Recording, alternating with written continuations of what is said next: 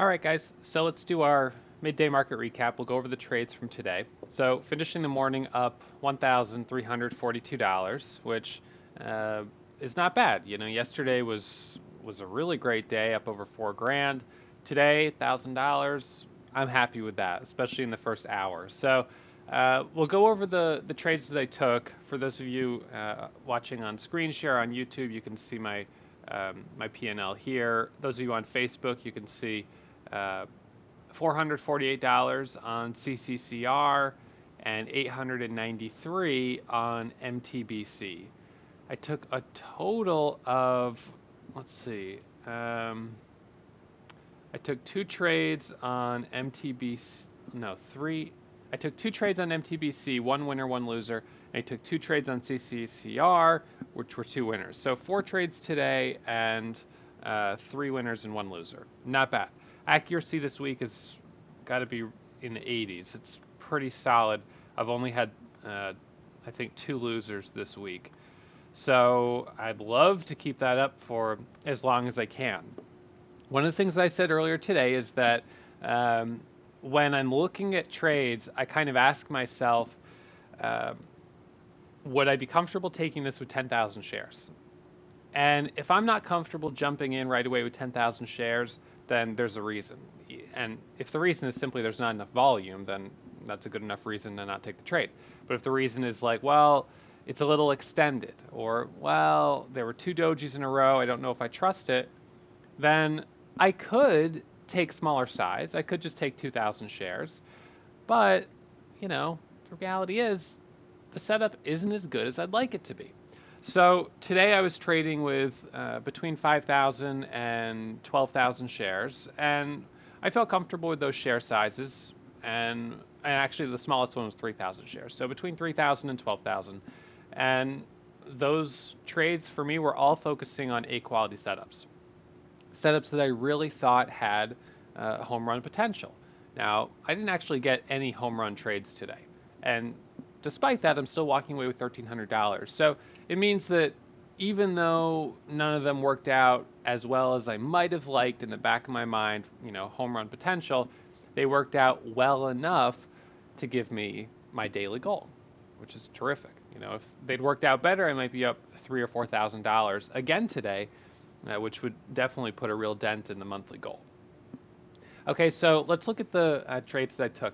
Now, one of the things I also mentioned yesterday was the importance of buying pullback setups. So on MTBC this morning, this one was squeezing up. It was gapping higher. It squeezed up to a pre-market high of 202, and then it pulled back. It pulled back on this bull flag pre-market, and I said, I like this over 192 as soon as the bell rings. The bell rang, and I jumped in, 192. I jumped in expecting an immediate break over $2. Oops. What ended up happening is we popped up to we actually popped up to 199, dropped down to 183, and then came back up to 194, and then did this sort of like quick little red to green move up to 205, and then back down to 178. So it really wasn't clean. Even though it was a decent flag, it just didn't work out the way I thought it would. Despite that, I got in at 92. I held through the pullback with a 10-cent stop, so I was about to bail out. Like right around 80 or 90, 82, 81, I was ready to get out. I had my hand over the hotkey, prepared to bail out, and then it popped back up to 94, and I was like, whew, that was a close one. All right, back up to 94. Then I said, all right, you know, even when it was selling off, I'm thinking, okay, well, I'm going to wait for the first candle to make a new high to see if we get a red to green move. But at the same time, if it drops 50 cents, I can't hold waiting for a red to green move. You know, I need to, I need to see resolution, and I can't just hold red and red and red. So, anyways, pops up here to 194, pulls back, and then goes up to 205. I sold at 202, and 203, 201, and 199. So a little under 10 cents per share, and that was totally fine. I was happy with that. MTBC pulls back, goes under the VWAP, consolidates, and then suddenly bursts through the VWAP and pops back up through $2, back up to 205. It then pulls back right here, We're watching this pullback, and I said, okay, I'll take a 1-minute pullback on this trade. We hit 205. We pulled back down to 195. As we came back up over 2, I got in with 5,000 shares at $2. We popped up to 202, dropped down to 197, and at that point I was like, I don't think I like this anymore. I'm going to get out break even, and I did. I lost $25. My one loser today was a $25 loss. Big deal, right? Doesn't matter. So lost 25 bucks on that one, and it ended up going up to a high of 213. On the 5-minute chart, I was watching for a possible bull flag right around 10:20 as it hit the 9 moving average, but it was too weak. It sold off and it's continuing to go down. So ended up doing well on it, but it really wasn't a home run trade. It wasn't a very easy one to trade, in fact. So the next one, CCCR. This one was not on my watch list. It just started popping up, and as it popped up here to 295, someone mentioned it, and I was like, well, the thing is, the volume is really light. It only has like 45,000 shares of volume. I need to wait for a pullback. And I watched it go up to 305, to 310, and then to 323. And I was like, well, yes, it's run, but I still need to wait for a pullback. I need to be able to manage my risk on this. So it pulls back right here at 947, down to 320, 314, and as it came back up and it broke over 320, I got in and I had a target of 340, 350 with a 10-cent stop. So I'm in at 320, stop is 310, target 340, ideally. It pops up to 330, hesitates, drops back down to 320. Then it pops up to 337. Again, hesitates, starts to reverse, and I bailed out. I wasn't expecting after a 16% move that the 1-minute pullback would only give us, 8 cents to the upside. I really thought it was going to be more than that. So a little disappointing there. I thought it had a lot more potential, especially because the daily chart, a breakout on the daily. But what was one of the problems with this stock? It didn't have a catalyst. Now that's a problem on the one hand, because when it pops up, short sellers are going to look at it and be like, I'm going to short this. This thing is up for no reason. It pulls back.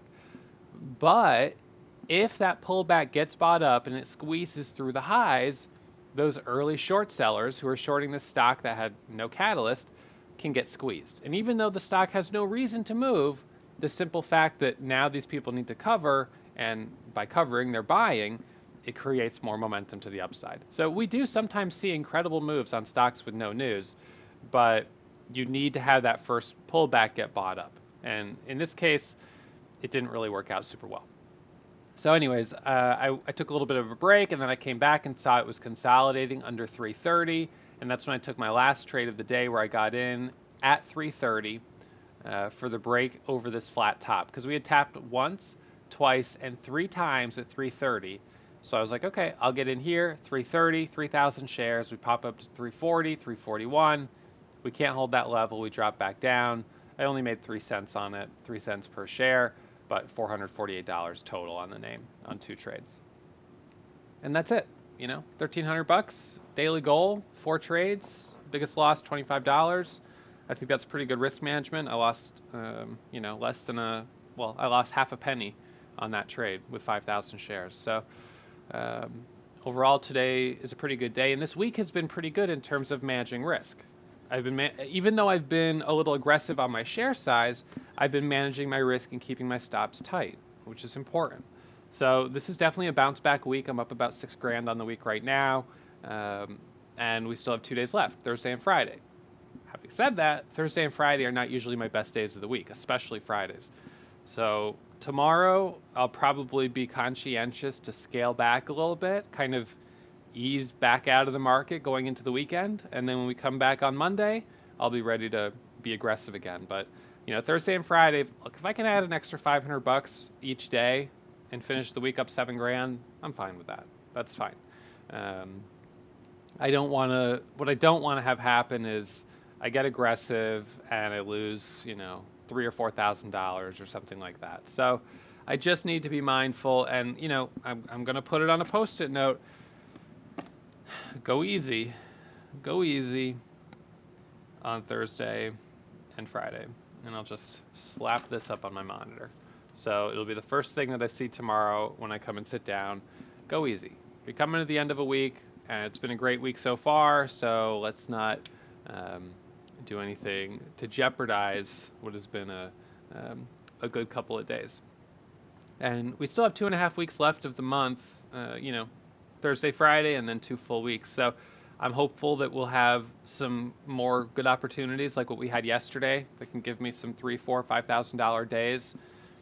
But if not, I can grind on $1,000 a day. $1,000 a day would be an extra, $12,000. We have 12 days left in the month. So that's not bad. It's just slow and steady, right? Slow and steady, but doing everything I can to avoid the loss. And that's the thing I keep reminding myself, that the best traders are obsessed with reducing risk and minimizing their losses as much as possible. So I feel good about the way we've been doing that this week, and we want to continue it into Thursday and Friday. All right, so that's about it for today. Kind of a short midday recap. Some pretty relaxed trading, nothing too stressful, low risk, low stress, $1,000. That's pretty good. And the weather's awesome, so a good day to get out and maybe enjoy some sun here in the early afternoon. So let's see. I think that's about it. Over on YouTube, we've got episode 7 from Behind the Trades from last Friday. That's up. And those of you that want to submit questions or stories for our Friday episode of Behind the Trades, you can do that at warriortrading.com/show. I also have an interview on YouTube that I just added yesterday with one of our students.